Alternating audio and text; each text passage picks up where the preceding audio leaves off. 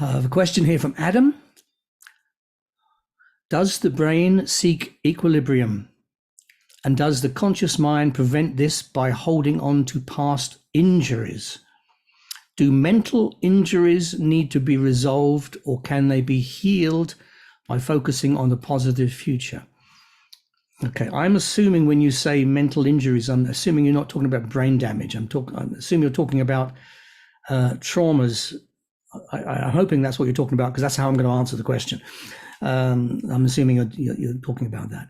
So does the brain seek equilibrium? Well, yes, the brain, of course, wants to seek equilibrium, because over millions of years of evolution, it's created this perfect, wonderful brain made of two hemispheres. And, even when there's brain damage, physical brain damage, the brain will adapt and another hemisphere will attempt to take over the responsibility of the other hemisphere. And we know this through neuroscience and lots of research and done on patients with brain damage. So we know that the hemispheres can adapt, even though they've got specific tasks. They can adapt and take on each other's responsibility. So I think that's a demonstration that the brain is seeking equilibrium, is seeking balance in order to be able to maintain the physical self and the mental faculties, and then, of course, continue procreation, maintenance of the species, because that's why we're here. Everything we do is about maintaining the species. So I think, yes, you're right. It does seek equilibrium. So the second part of that question, Adam, was, does the conscious mind prevent this by holding on to the past injuries?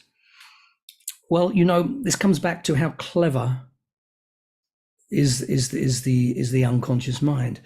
We talked about this last time. The unconscious mind is like a sponge. It absorbs what it learns, but at the same time, it inherits a lot of learning through millions of years of evolution. And so, like controlling all of the processes of the body, that's inherited.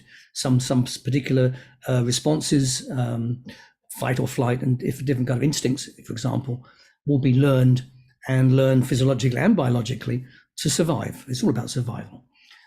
But at the same time, it will learn from other things going out inside the world. Learning's happening all the time, moment by moment. You're learning something. Your unconscious mind is learning and then adjusting your behavior based on that content, that information that is taken on. So if the conscious mind has a belief that is irrational or even blocks the possibility to change, then what's happening is it is delaying and preventing the brain from creating that balance again, the equilibrium.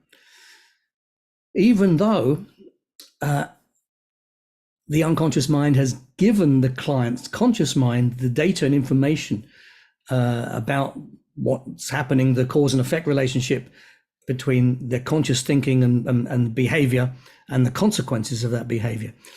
We are stupid. As consciously, we're stupid. Consciously, that's why you can't remember long phone numbers, because we're not able to. So how on earth are you expecting to resolve serious psychological problems if you can't even remember a long phone number? We are limited by the amount of data we have access to consciously at any moment in time. And of course, that gets limited as well as we get older quite often. So really, if we make the wrong decisions, or we don't trust our unconscious mind, we don't believe what it's telling us, we don't agree with it, or we don't let it participate in our conscious behaviors, then what can happen, if we're stuck like that, it's like banging our head on the wall all the time, we can't resolve a problem.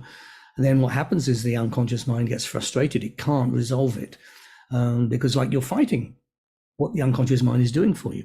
So, and the idea with hypnosis, of course, is we get the conscious mind and we say, shut up, stop it. Just go and relax in a field or something like that. Go and sit on the beach. Let's talk to the unconscious mind and sort this stuff out. That's basically what we're doing in hypnotherapy.